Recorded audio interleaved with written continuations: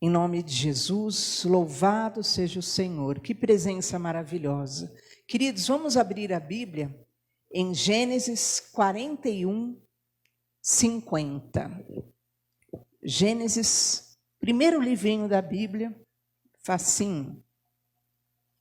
41, 50. Nós vamos ler só um versículo que diz assim a palavra do Senhor. Eu vou ler para vocês. Diz assim: antes de chegar a fome, nasceram 2 filhos a José, os quais lhes deu Asenate, filha de Potífera, sacerdote de On. José, ao primogênito, chamou de Manassés, pois disse: Deus me fez esquecer de todos os meus trabalhos e de toda a casa do meu pai. Ao segundo, chamou-lhe Efraim, pois disse: Deus me fez próspero na terra da aflição. Amém? Então, olha só o comecinho desse versículo, no 50. Antes de chegar a fome, nasceram os 2 filhos de José. Amém? Feche os seus olhos, peça para Deus falar ao seu coração. Nós já sentimos a presença doce do Espírito Santo. Que presença maravilhosa. E eu sei que o Senhor vai nos fortalecer mais ainda para uma semana de milagres. Pai, nós te glorificamos, que tu possas falar ao nosso coração. Fala, meu Deus, porque nós queremos ouvir a tua voz, em nome de Jesus. Amém. Graças a Deus. Queridos, esse versículo ele é muito interessante. José, nós sabemos que era o filho de Jacó. Esse José aqui é lá do começo da Bíblia Sagrada, lá do Antigo Testamento. Não é o José, né, de Maria, é outro José. Esse aqui é o bisneto de Abraão. José, nós sabemos que ele teve uma vida de muita luta, desde a juventude dele. Tudo que José passou, quantas angústias, quanta dor, né? Ele foi vendido pelos irmãos, ele foi jogado no fundo de um poço pelos próprios irmãos, ele foi vendido como escravo, ele foi acusado injustamente, ele foi preso. Então imagina, José, ele teve toda uma vida que poderia fazer dele um homem desequilibrado. A vida que José teve poderia, se fosse nos dias de hoje, né, que as pessoas justificam seus atos, suas psicoses, suas loucuras, por aquilo que elas passaram, não é verdade? Mas o que José passou era suficiente para tornar ele um psicopata. Ele poderia ter se tornado, se ele aderisse, né, àquilo que é a vontade do diabo, ao tormento da terra, ele teria se tornado um neurótico, no mínimo. Por quê? Porque primeiro ele perde a mãe num parto, depois o pai que ele tanto amava, ele é tirado de perto do pai. Então, muita coisa ruim aconteceu desde a juventude de José. Porém, você vai ver que José, ele aprendeu no decorrer da vida dele, das dores dele, das dificuldades dele, a conhecer a Deus. Ele aprendeu a conhecer o Deus do seu pai. Quem era o pai de José? Era Jacó. Quem era Jacó?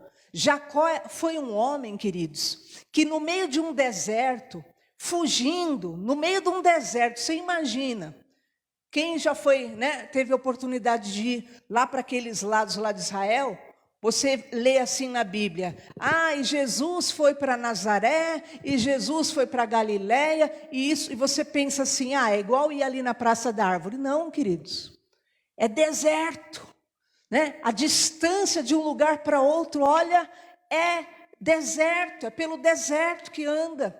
E aqui nós vimos que esse povo, naquela época mais ainda, estavam o quê? Jacó passou pelo deserto fugindo, e ele só tinha uma pedra no caminho que ele usou como travesseiro. E Jacó, naquele momento da vida dele que ele não tinha nada, foi a hora que ele conheceu o Deus do seu avô Abraão. Quando ele não tinha nada, ele só com a pedra, ele teve uma visão, eu acho que é uma das visões mais lindas da Bíblia. Durante a noite ele teve uma visão de uma escada da terra até o céu. No meio do deserto, sozinho, com um travesseiro, um pedaço de pedra, ele tentando dormir, os olhos espirituais dele se abrem, e ele vê aquela escada que subia até o céu. E de repente ele vê anjos subindo e descendo. E naquele momento, Jacó, que era o neto de Abraão, o pai da fé, o primeiro homem que se relacionou abertamente com Deus, que aceitou o chamado de Deus, esse neto de Abraão, então faz um voto com Deus. Ele fala: Senhor, se o Senhor for comigo, se eu conseguir vencer esse deserto, se eu conseguir vencer tudo que está por vir na minha vida, eu vou fazer um voto com o Senhor. E ele ali faz um voto com Deus, um voto de ser um dizimista fiel, um voto de ser alguém que vai ter Deus na sua vida para todo sempre. Jacó, que era o pai de José, conheceu a Deus assim, na hora da dor. E José também, ele conheceu a Deus nessa vida atribulada que ele viveu. Então nós temos duas opções na vida. Ou nós usamos o sofrimento para nos aperfeiçoar, para nos quebrantar, para nos aproximar de Deus, ou nós permitimos que o sofrimento nos endureça, nos torne um coração de pedra e nos afaste de Deus. Mas José não. Tudo aquilo que ele passava era traição, era humilhação, era difamação, era vergonha, era uma aparente derrota, era prisão, era solidão. Tudo José usava para se aproximar de Deus. E chegou num estágio que José conheceu a Deus face a face. E eu quero que você entenda na sua vida: o que vai definir a nossa vida e a nossa salvação é nós conhecermos a Deus, nós sermos conhecidos pelo Senhor Jesus. Quem está com a Bíblia, abre em Mateus 25, só para você entender a importância e o significado de ser conhecido por Deus. Mateus 25, que fala a parábola das 10 virgens, todos nós conhecemos, que as 10 virgens, 5 somente entraram pela porta da salvação e 5 não entraram. 5 perderam a oportunidade da salvação. E diz o versículo 10, que essas que perderam a oportunidade da salvação, diz a palavra de Deus assim, versículo 10, lá no finalzinho: chegou o noivo, e as que estavam apercebidas entraram com ele para as bodas, e fechou-se a porta. Mais tarde, 25:11 agora, mais tarde chegaram as virgens loucas, clamando: Senhor, Senhor, abre-nos a porta. Mas ele respondeu: em verdade vos digo que não vos conheço. Vigiai, pois, porque não sabeis nem o dia nem a hora.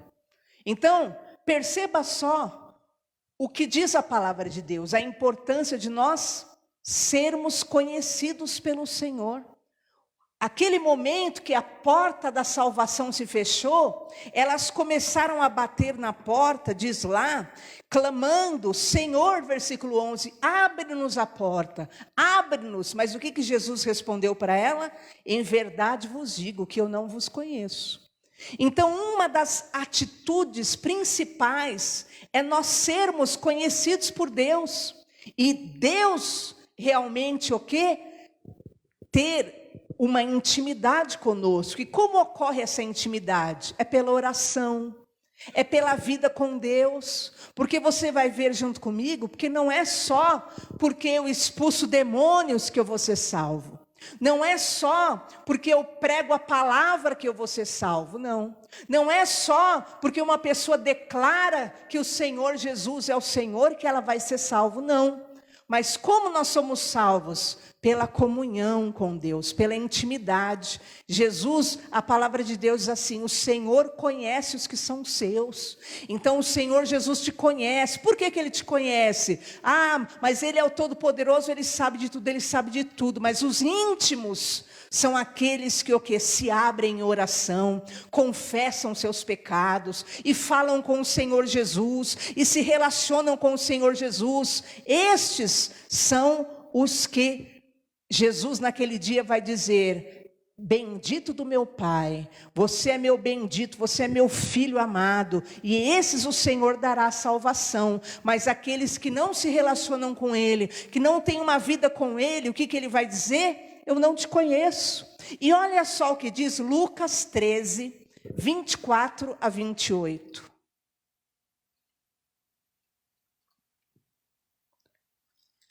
Quem trouxe a Bíblia pode estar abrindo.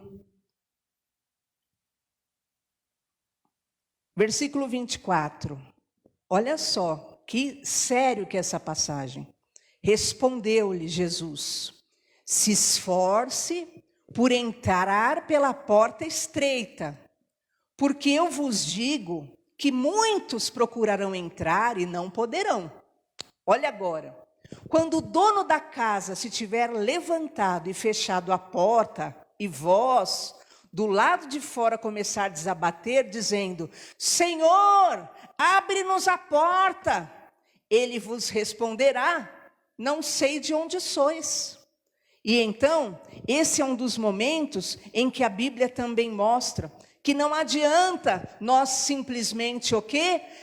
Dizermos: ah, eu sou do Senhor Jesus, eu quero o Senhor Jesus, mas nós não termos um relacionamento com o Senhor Jesus. Você precisa orar mais, você precisa usar das tribulações da sua vida, não para se revoltar contra Deus. As dores da sua vida não vêm para fazer você se tornar alguém que odeia Deus, se levanta contra Deus, que blasfema, não. As dores da sua vida te quebrantam para você conhecer mais a Deus, ao Deus que te ama, ao Deus que pode mudar tua sorte. Mas há pessoas que até a dor que Deus usa, como o Senhor fala: eu vos corrigi, eu vos açoitei, mas até no açoite vocês se afastaram de mim. Então há pessoas que nem a dor faz ela se quebrantar, nem o sofrimento faz ela se humilhar. Não, ela até o sofrimento ela usa como um meio de ferir ao Senhor, de desagradar a Deus, de blasfemar de Deus, de questionar Deus. Mas eu quero declarar hoje que você precisa ter essa intimidade, você precisa ter realmente esse relacionamento. Por quê? Olha o que diz Mateus 7, 21. Quem está com a Bíblia?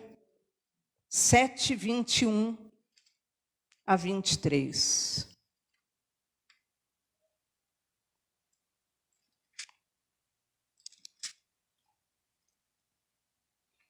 Esse versículo, queridos, ele é muito forte e triste, na verdade.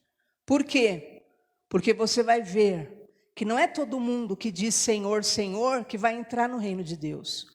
Não é quem expulsa o demônio que vai entrar no reino de Deus. Não é quem profetiza ou prega que vai entrar no reino de Deus. Olha só que forte esse versículo.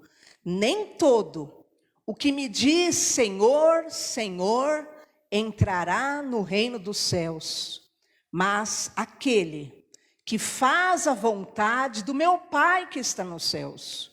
Muitos naquele dia hão de dizer: Senhor, Senhor, porventura não profetizei no teu nome?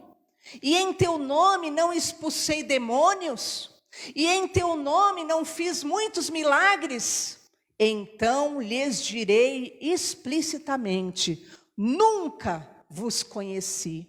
Apartai-vos de mim, os que praticais a iniquidade. Olha que sério, queridos.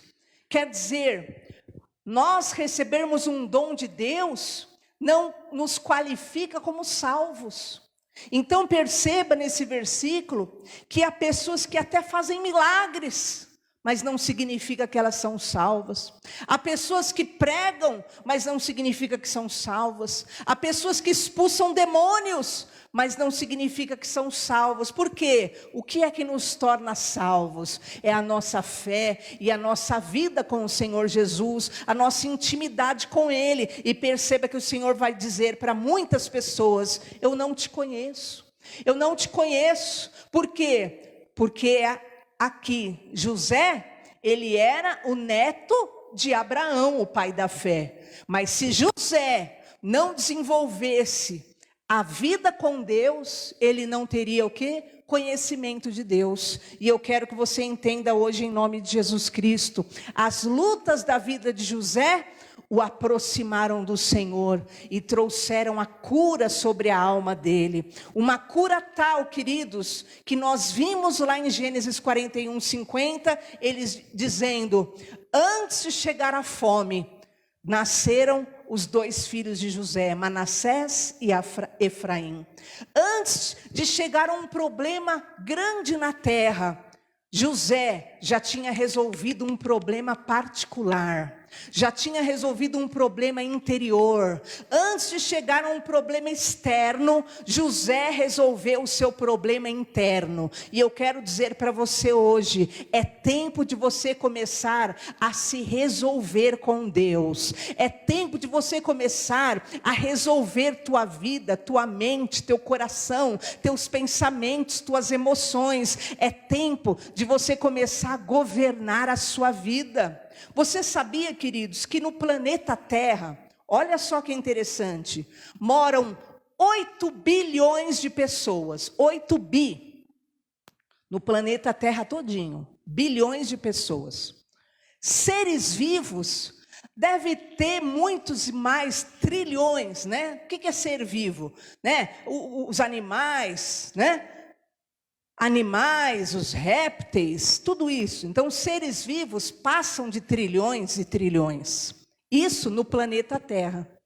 Mas você sabia que você, aí no seu corpo, você é composto por muitos componentes do planeta Terra, né? Nosso corpo é terra, o nosso corpo é água e o nosso corpo é oxigênio, né? O planeta Terra também, né? Você vê o globo terrestre, é terra, é água e oxigênio, né? E tem muito mais coisa, é lógico. Nós, como o planeta Terra, temos carbono, nós temos hidrogênio, nós temos nitrogênio. Então, a composição do planeta Terra, que moram 8 bilhões de pessoas, que todas deveriam trabalhar para o planeta Terra, né? Ficar forte, bonito, né? Mas não acontece isso. Só que você, o seu corpo também é um mundinho. Você sabia que aí no seu corpo tem 200 células vivas? E essas 200 células, cada uma é diferente da outra. Mas na verdade, elas totalizam 36 trilhões de células. O que é isso? Células vivas. Você sabia que dentro de você tem 36 trilhões de células em movimento, morando aí dentro de você, dentro de mim. No corpo de um homem moram 36 trilhões de células vivas, estão aí morando dentro de você. No corpo de uma mulher, 28 trilhões de células vivas. Você sabia que o corpo humano é habitado por 10 trilhões de bactérias? As bactérias estão aqui, ó, dentro de nós. E tudo isso, essas células, essas bactérias, elas trabalham para que o nosso corpo esteja vivo. Essas células, queridos, elas produzem a proteína, elas participam da digestão, elas vão favorecer o teu sistema para que você, o quê? Então você é um mundinho. Vamos colocar assim, você é um mundinho. Tem mais de 40 trilhões de células vivas que estão aí, nesse mundinho seu. Agora, o que eu quero que você entenda? Você, assim como você abriga células vivas em você, Você precisa pôr em equilíbrio o teu corpo, a tua mente. Você é um mundinho. Se você quer vencer no planeta Terra, se você quer vencer o mundo, então hoje o Senhor está te convidando. Comece primeiro a vencer a si mesmo. Comece primeiro a organizar o seu mundinho. Começa primeiro a organizar a tua mente. Começa primeiro a vencer em você. E quando você vencer em você, você vai vencer o mundo em nome de Jesus.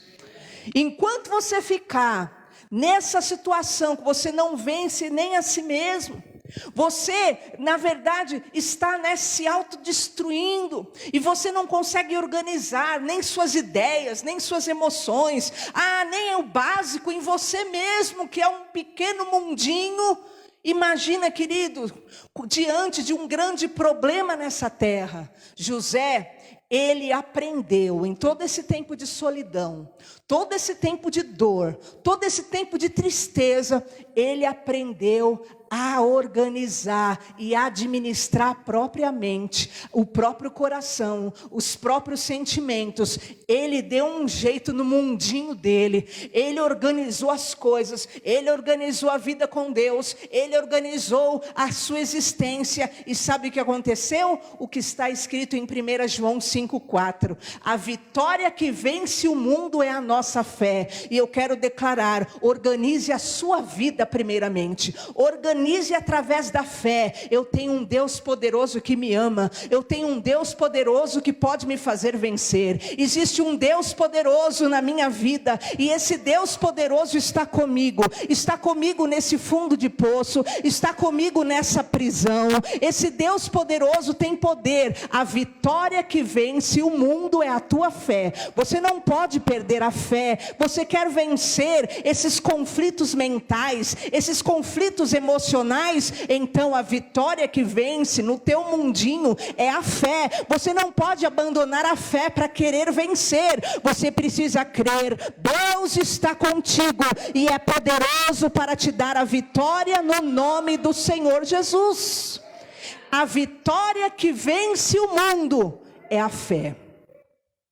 Use a fé primeiramente para dar um jeito no teu mundinho, porque tem 36 trilhões de bactérias, lactobacilos vivos, tem 36 trilhões de células aí que dependem de você para viver. Então eu quero te dizer, então organiza teu mundinho aí, organize-se mentalmente, espiritualmente, porque todo mais ao teu redor você vai tirar de letra em nome do Senhor Jesus.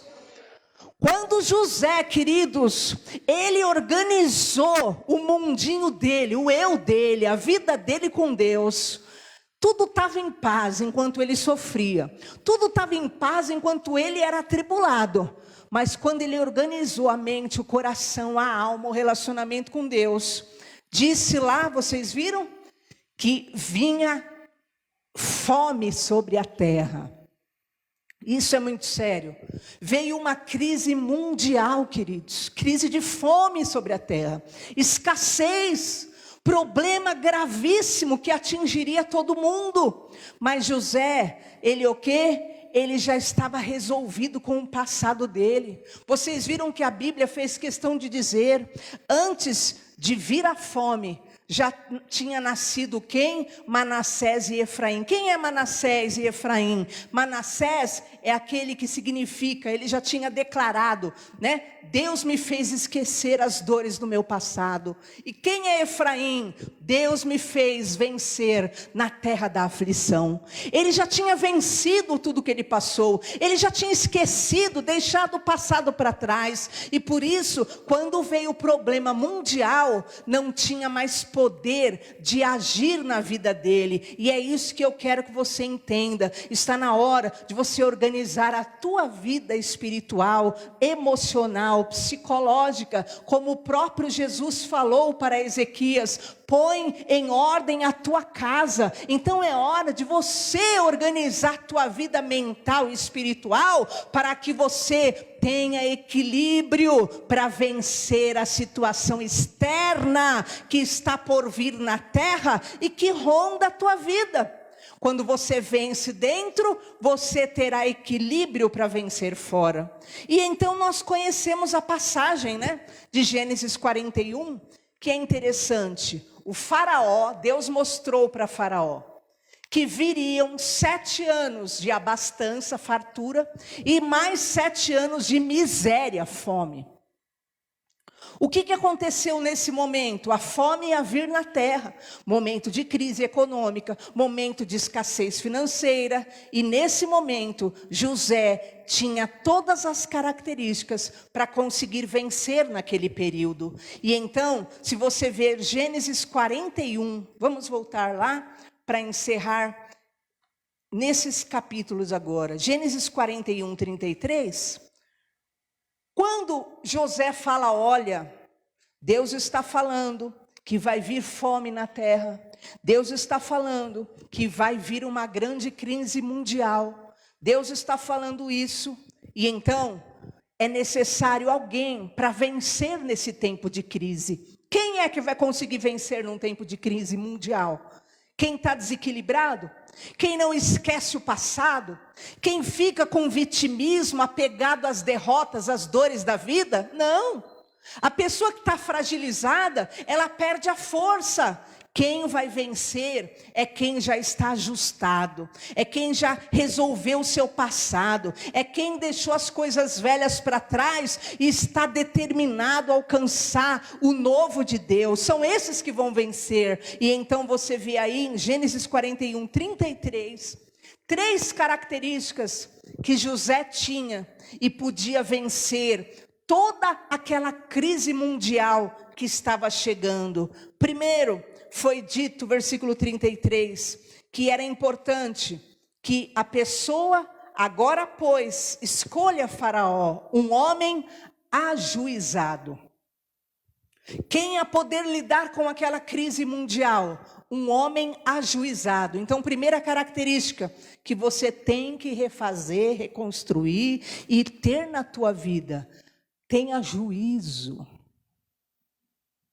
As muitas lutas da tua vida não tem que te tornar um louco, um atormentado, um perturbado, uma perturbada, um desequilibrado. José, tudo que ele passou, queridos, ele mantinha o juízo. E Deus está falando hoje para você, mantenha o juízo. Mantenha a cabeça no lugar. Não é pela loucura, não é pela precipitação que você vai resolver as coisas na sua vida. Quem é que ia vencer aquela crise mundial? Uma pessoa ajuizada. Essa era a requerência. Olha, vai vir uma crise mundial, vai vir escassez. Como tem que ser esse homem, Faraó? Esse homem tem que ter muito juízo. E eu quero declarar, e nesse momento, José ali, ele era aquele homem com muito juízo. Tudo acontece na tua vida, tudo aconteceu na tua vida para fazer você o quê? Disparar gatilhos, para você desistir da sanidade, para você desistir de manter os pés firmes na rocha, para desistir de você manter-se no caminho. Mas Deus está falando, mantenha o juízo, mantenha realmente a mente em ordem, os pensamentos em ordem, mantenha-se na minha palavra. Por quê? Porque Deus tem tudo preparado para quem nele confia, em nome do Senhor Jesus.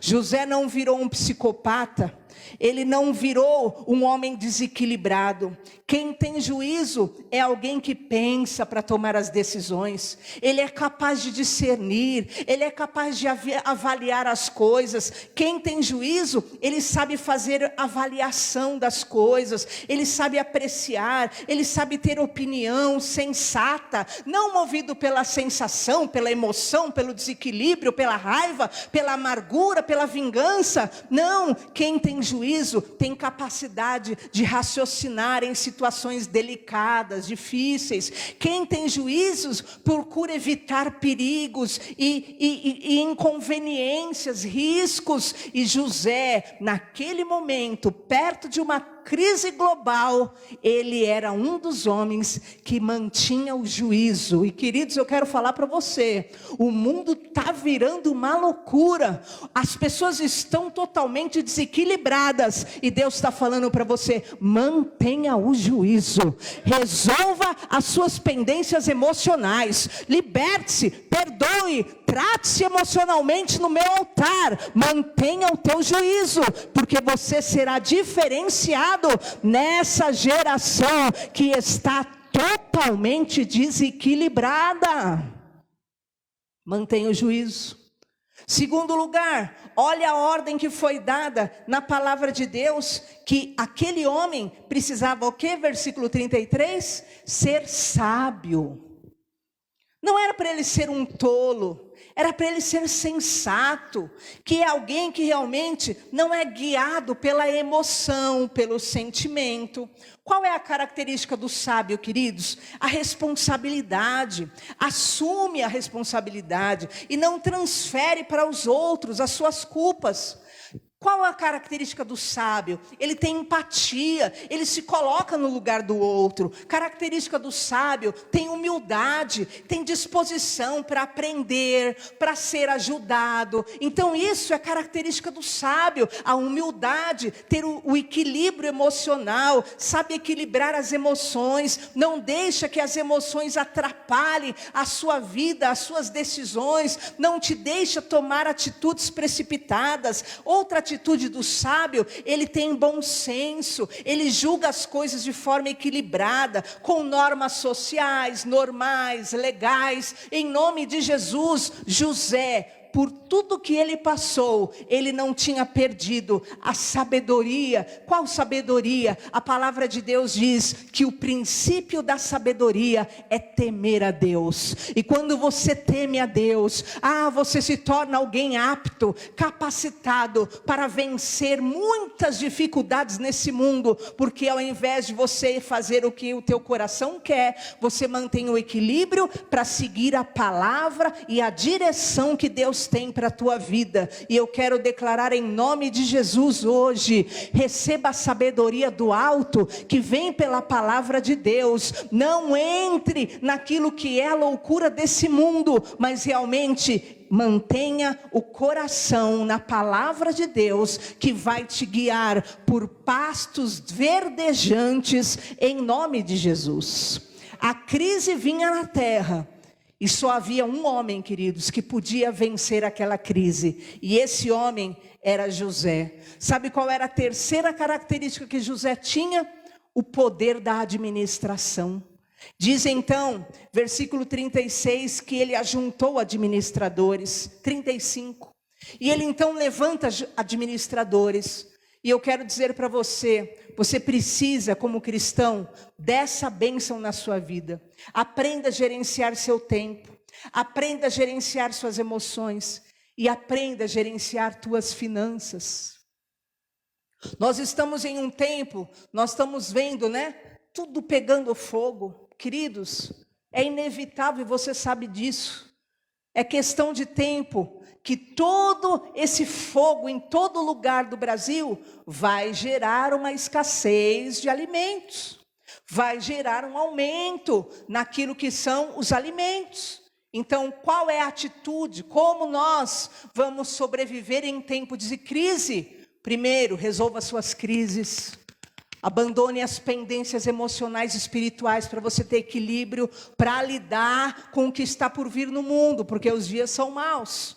Então, tenha as atitudes que José teve. Mantenha o juízo, para de loucura, para de querer fazer loucura, porque falta isso, porque não tem aquilo, e quer desencaminhar para coisas erradas. Mantenha o juízo, mantenha-se sábio, tenha o temor a Deus, ouça, aprenda, se humilhe, em nome de Jesus se disponha, administre as contas, administre as pendências, em nome de Jesus, resolva situações, pague coisas que podem trazer prejuízos para a sua vida, resolva se for questão de corte de gastos, nem que seja, vá morar num lugar menor, vai morar num lugar mais barato, vá em nome de Jesus, mude, faça alterações se necessárias, para quê? Para haver uma tranquilidade, porque a crise no mundo vem, mas você vai estar como José, só administrando, só mantendo a tranquilidade, e o mal não te alcançará em nome de Jesus. Administra enquanto é possível, administra agora. Quantas vezes nós temos vontade de alugar ou vender nosso apartamento e vir mais para cá? Mas toda vez a gente vai lá, bom, nosso condomínio é quanto? Nós vamos para outro lugar e o condomínio vai ser quanto? Administre. Mantenha tudo, condomínios. Não, é tempo de ousar. É tempo de acrescentar valores na vida. É tempo de assumir mais dívidas. É tempo, não é tempo. Tenha entendimento, em nome de Jesus, mantenha os pés no chão. Por quê? É tempo de crise na terra, então vamos frear, para quê? Para realmente poder andar tranquilamente para a honra e glória de Jesus. Mantenha o juízo, mantenha a sabedoria e administre. Você põe na ponta do dedo. Mas eu queria tanto. Querido, quanta coisa a gente quer, não é verdade? Mas não. O que é o ideal? Para não ter dor de cabeça, para não ter desespero. É isso aqui? Então é dentro desse X que nós vamos trabalhar. E é isso que está, em nome de Jesus, ligado sobre a sua vida. E nós vamos ter um momento da oferta já. E mais do que nunca nós entendermos o quê? A Bíblia fala em Malaquias 3, que nós devemos trazer o dízimo, a oferta para a casa do tesouro, para que haja o quê? Suprimento na casa de Deus, que haja suprimento na minha casa. E então, eu repreenderei o devorador, abrirei as janelas dos céus, é o que diz o livro de Malaquias 3, e faça prova de mim. Queridos, se ainda é possível nós termos algo, se ainda a crise não nos alcançou, então, mais do que nunca, é tempo de nós semearmos, porque um dia que vier uma crise mundial, a âmbito mundial, nós podemos estar diante de Deus e falar: Senhor, no tempo da minha fartura, eu fui fiel ao Senhor, e agora, meu Pai, eu peço, ser fiel a mim, meu Pai. Eu quero o pão na minha casa, eu quero o pão na minha mesa, meu Pai, porque é promessa do Senhor. O Senhor falou: traga o suprimento para minha casa tem que ter o suprimento, e faça prova de mim. Então hoje é mais do que nunca o tempo, queridos, de nós realmente honrarmos nossa vida com Deus, porque no momento de crise, é essa nossa oferta no altar, que vai falar por nós diante de Deus, e vai garantir o quê? Que não haverá falta. Quem era José? Era o filho de Jacó. Quem era Jacó? O homem que prometeu: Senhor, se tu estiveres comigo por todo dia da minha vida, eu vou ser dizimista. E o que aconteceu? A fome ia vir na terra. O que aconteceu? Foi o filho de Jacó que resolveu a fome na terra. E foi o filho de Jacó que trouxe alimento para a família de Jacó. Era para a terra ser dissipada pela fome, mas foi o filho de Jacó que administrou os recursos de toda a terra, queridos. Depois você leia. E então a família de Jacó chega lá para José para pedir comida. E José olha os olhos dos irmãos dele, e José dá o mantimento em abundância para os próprios irmãos que o traíram. Foi através de José que a fome foi sanada na vida de Jacó. E eu quero te dizer, se você tem o dízimo no altar, a tua vida diante de Deus resolvida, não há fome, não há crise, não há miséria, não há obra do demônio que vai poder te destruir ou te atingir, porque Deus é verdadeiro e fiel. Deus é fiel, queridos. A nossa oferta grita, o nosso dízimo grita. É momento de fartura? Glória, glória, glória. é na fartura, enquanto nós podemos, que nós colocamos, sabendo, no dia da minha dor, Deus, no dia da minha dor, Deus me salvará em nome do Senhor Jesus. E eu quero que você fique em pé no teu lugar. Nós vamos orar agora. Eu não sei o que você tem passado, mas eu quero te dizer hoje, começa a pôr em ordem a tua vida particular. Põe em ordem as tuas crises. Para você vencer o mundo, você precisa vencer primeiro no seu mundo, na sua vida. Vença essa guerra na tua mente. Vença essa tribulação, esse tormento na tua alma.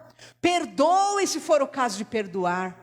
Liberte se for o caso de libertar. Libere quem precisa ir da sua vida. Mas resolva as suas pendências.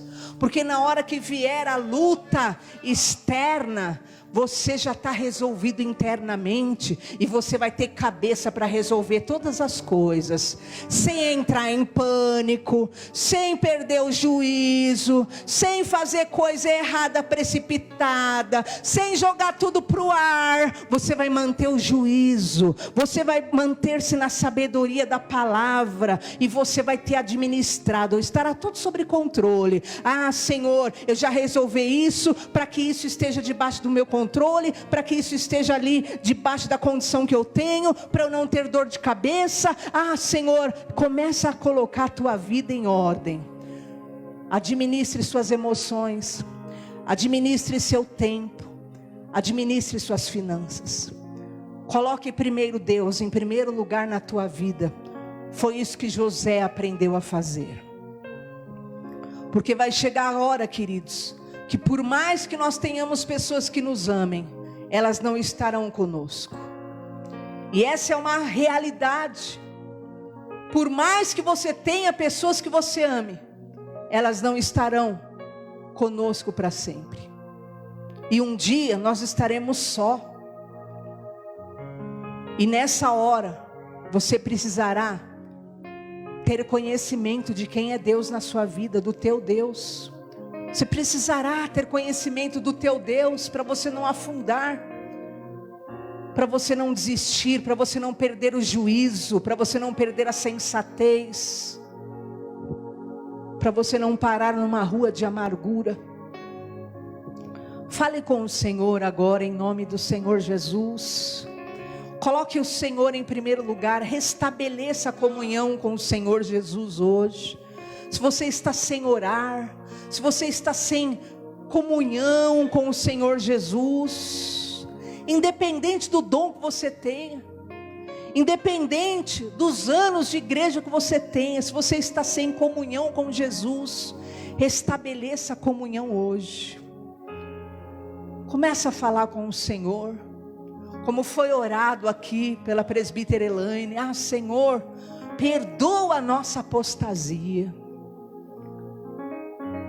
Porque nós muitas vezes nos deixamos levar por esse mundo, pelas coisas inúteis que querem só roubar nossa fé. Deus, em nome de Jesus, nós somos, meu Pai, espiritualmente filhos de Abraão, pai da fé. Mas nós precisamos ter a nossa experiência contigo, Senhor. Que as muitas lutas que os teus filhos passaram não os torne coração de ferro ou de bronze, mas torne os seus filhos, meu Pai, mais quebrantados, mais humilhados diante do Senhor, meu Pai, porque o Senhor é Deus presente, Deus fiel, Deus misericordioso. Que assim como José, nós possamos pôr ordem na nossa casa, na nossa mente, no nosso pequeno mundo, Senhor, para que nós possamos resolver os problemas externos. Enquanto a gente não resolve, meu Pai, os nossos próprios problemas e guerras interiores, fica difícil mesmo para resolver as coisas de fora. Por isso que essa pessoa tem perdido o juízo. Por isso que essa pessoa tem agido como uma tola. Por isso, meu Pai, porque essa pessoa não tem administrado como deve. Mas em nome de Jesus, nós vamos colocar a nossa vida em ordem, nossa mente em ordem, nosso relacionamento contigo em ordem, e o juízo vai prevalecer, a mente vai voltar para o lugar. O teu povo não é guiado pela sensação, pela emoção, não é guiado por esse mundo, pela ameaça, pelo medo, pelo pavor. O teu povo é guiado pelo Espírito Santo de Deus. É o Espírito Santo de Deus que foi deixado na terra para nos guiar a toda a verdade sagrada. Espírito Santo, vem sobre o teu povo, meu Pai, vem sobre o teu povo e os guia, Senhor, e estabelece o juízo no meio de uma geração tão desequilibrada, Senhor. Vem, meu Pai, e restaura o juízo dessa pessoa. Essa pessoa que pensou, meu Pai, em cometer loucuras contra a própria vida. Essa pessoa que pensou em cometer loucuras contra a própria casa. Essa pessoa que pensou em cometer loucuras contra o próximo. Seja quebrada agora todo laço do diabo em nome de Jesus. Que seja restabelecido o juízo para governar, o juízo para administrar as crises externas, o juízo para administrar as guerras, os conflitos. Restabelece a sabedoria, meu Pai, para essa pessoa que está tomada por sentimentos doentios, está tomada pela tolice, está tomada, meu Pai, pelo que é inútil.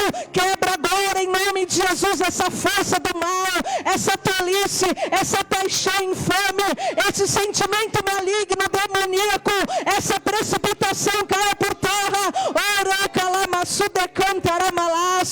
A sabedoria seja restabelecida nessa casa, nessa família, pelo poder do Espírito Santo de Deus. Meu Pai, nós queremos tantas coisas, meu Pai, mas dê o poder da administração.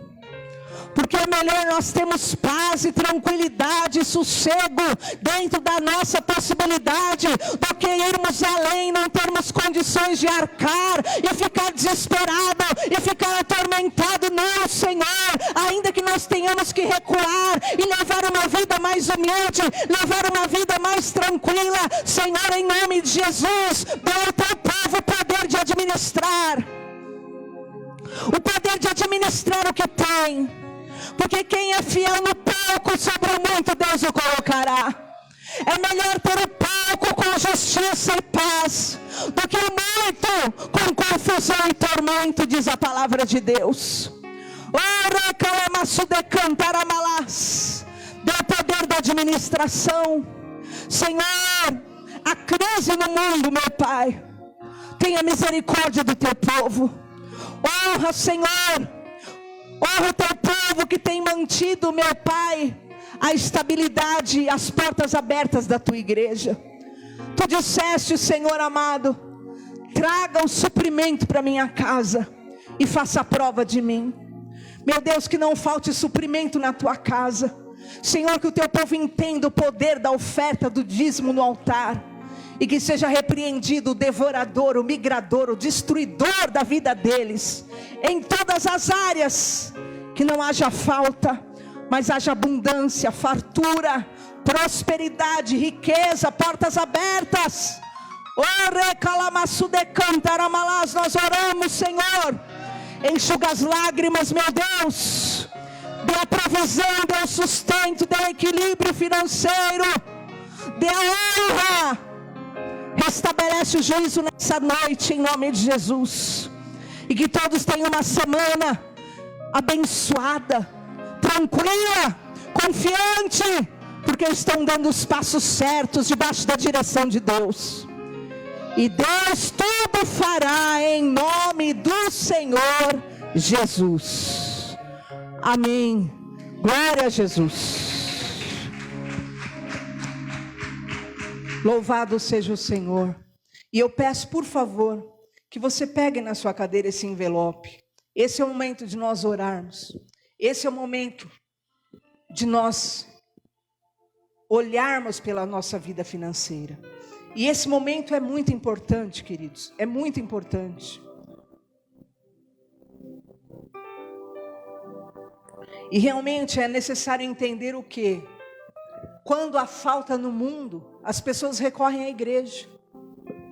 E sabe o que acontece? As pessoas não entendem, podem ver que o mundo, ele fala assim para as pessoas: ah, não entrega o dízimo na igreja, não entrega a oferta na igreja, entrega para os pobres, entrega para os pobres. Só que, queridos, a Bíblia não fala isso. O que fala em Malaquias 3? Tragam o dízimo e a oferta à casa do tesouro, para minha casa ter o mantimento. E eu repreenderei o devorador, o migrador. O que é que repreende o devorador? É você trazer, manter o mantimento na casa de Deus. A casa de Deus tem que ter um mantimento. A casa de Deus tem que ter o suprimento para pagar o aluguel. A casa de Deus tem que ter o suprimento para pagar a luz. A casa de Deus tem que ter o suprimento para pagar o IPTU. A casa de Deus tem que ter o suprimento para ajudar quem precisa. A casa de Deus vai ter o suprimento. Agora, essa atitude de eu cuidar da casa de Deus, Deus repreende o devorador, o migrador, o destruidor da minha vida. Agora, as pessoas falam: não entregue na casa de Deus. Pode ver. E eu até pus o meu celular ali, porque eu fiquei assim, abismado. Eu até anotei aqui. Mas sabe o que acontece? As pessoas estão indo em terreiros. E elas estão deixando milhares de dinheiro para demônios. E eu até fiz questão de anotar, porque eu estava olhando o Facebook e apareceu para mim assim. Só vou te mostrar. Eles falam o quê? A igreja tem obrigação de ajudar as pessoas. Quando a pessoa tem fome, eles vão onde? Na igreja. A igreja tem que ajudar. Só que ao mesmo tempo eles falam: não dê dinheiro para a igreja. Então não entende. Ué, se não dão para a igreja não vai ter como dar. Como que a igreja vai dar se ninguém deu? Não é verdade? Só que aí eles falam o quê? Faça o trabalho. Olha que horror isso. Amarração de casal. R$3.900 num centro de macumba. Quer dizer, para a pessoa, dá na macumba, dá na entidade. Ninguém vai falar: não dê. Não, ninguém vai falar. Agora, dá na igreja? Não dê na igreja não. Não dê na igreja não. E é a ordem de Deus. Olha só, eu anotei aqui. Ebó está repreendido em nome de Jesus. Sabe quanto? R$8.000. E o povo vai lá e dá, queridos. E dá sem dó. Qualquer trabalhinho fácil aqui, ó. O mais barato, destruição de casamento, 250. Estou falando a verdade, irmãos. Vai lá no seu Facebook e vê, que não dá nem para você ver, que você começa a ficar chocado, porque é bode na costa de um. Coisa horrível, horrível, horrível. Não dá para você não ver quão maligno é. Obsessão amorosa, para a pessoa ficar obsessiva. Por isso que vão lá e matam, né? R$150. Agora, para o cristão ele entregar R$20, R$30, R$40, imagina. Não. Por quê? Porque o diabo faz isso mesmo. Ele não quer que você cumpra a palavra de Deus. E o que diz Malaquias 3:10? Traga para minha casa. Trazei todo o dízimo à casa do tesouro, para que haja mantimento na minha casa. E me prove nisso, diz o Senhor, se eu não vou abrir a janela dos céus, e se eu não vou derramar bênção sem medida sobre vós. Por sua causa eu repreenderei o devorador, para que não consuma o fruto da terra, e a vossa vide no campo não seja estéril, diz o Senhor. O que está acontecendo com o Brasil, queridos? Toda a terra está sendo incendiada. Está sendo tudo incendiado. O pessoal está fazendo trabalho nas igrejas, eles vão nas igrejas, as igrejas todas vazias. Em comparação, você passa nas encruzilhadas, você vê dezenas e centenas de trabalhos pagos. Por que que o devorador está dissipando toda a terra do Brasil? Está queimando, está incendiando tudo. Por quê? Porque vai lá, 8.000 para matar um, 8.000 para destruir o casamento do outro, 8.000 para fulano gostar de mim, 8.000 nisso, 3.000 e vai, e dá, pro diabo dá, e dá. Mas para Deus, não, deixa eu dar aqui só isso aqui, e não é que é a moedinha da viúva pobre que é com amor tudo, não. É realmente porque o diabo criou esse asco de não entregar, e está repreendido da nossa vida em nome de Jesus, porque a crise já está no mundo, mas a nossa vida, aqueles que têm oferta e dízimo no altar, queridos, é promessa de Deus, não faltará o pão de cada dia em nome do Senhor Jesus. Não vai faltar o nosso pão, não vai faltar pelo poder do sangue de Jesus, porque Deus prometeu e Ele é fiel para cumprir em nome de Jesus. Erga a mão ao alto. Senhor, nós oramos pelos teus servos, nós oramos, Senhor, Deus eterno, por aqueles que têm mantido a oferta no altar, por aqueles, meu Pai eterno, que têm, meu Deus eterno, trazido a casa do tesouro, que tem trazido mantimento para a tua casa. Senhor, honra o teu servo, honra a tua serva, honra o teu povo, Senhor, multiplica na vida deles 100 vezes mais em nome de Jesus. Senhor, envia o mantimento para a tua casa, porque, Senhor, muitas vezes falta condição de nós podermos ajudar famílias, ajudar pessoas necessitadas, Senhor, por falta de mantimento na tua casa, mas o Senhor é o Deus poderoso, e em nome de Jesus eu oro, a honra, Senhor, aos que têm sido fiéis, multiplica a 30, 60 e a 100 por 1, multiplica nas mãos deles, meu Pai, porque em nome de Jesus, quem é fiel no pouco, será fiel no muito, e que venha a prosperidade, que venha a riqueza, que venha a fartura, que venha a abundância sobre a tua igreja, é o que nós oramos, porque cremos em o nome do Senhor Jesus, amém? Podeis assentar. Quem for entregar seu dízimo ou oferta, dia 20 agora, nós temos que pagar o nosso aluguel. Entregue, você que tem um voto a entregar, entregue ao Senhor. Você que tem um dízimo a entregar, entregue ao Senhor. Você pode estar acompanhando pelo Pix em nome de Jesus, amém? O Senhor é o nosso pastor e nada nos faltará, amém? Bispo Daniel, por favor.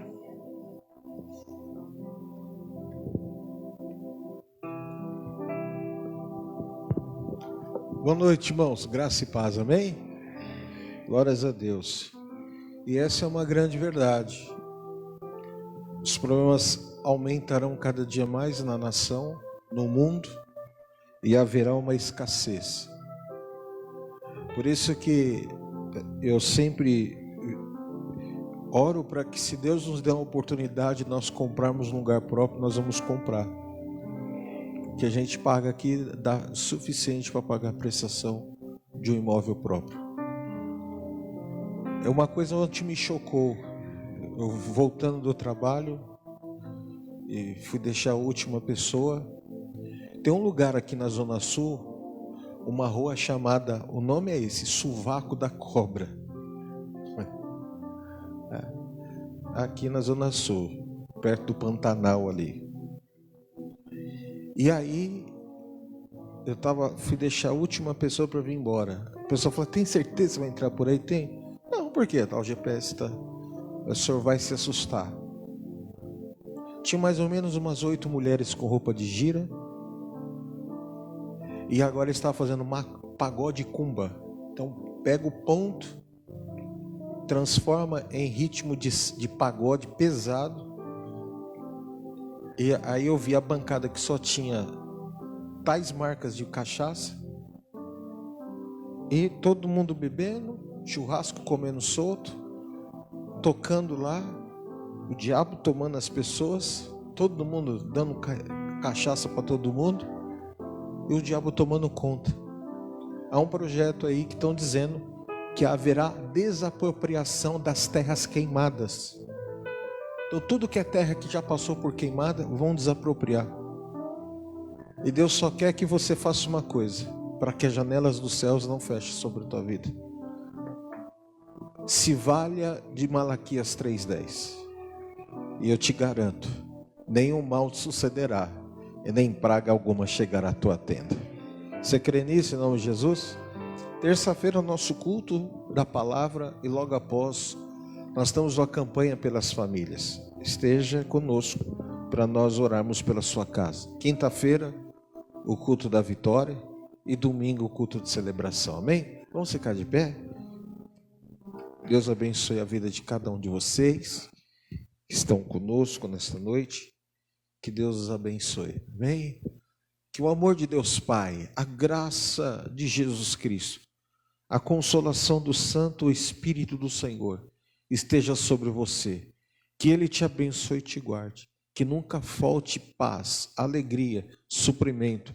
E que a palavra que foi liberada sobre a tua vida, toma posse, coloca em prática. E o Senhor te fará bem-sucedido em todas as coisas. Eu te abençoo em nome do Pai, do Filho e do Espírito Santo de Deus. Amém? Tchau, vai com Deus.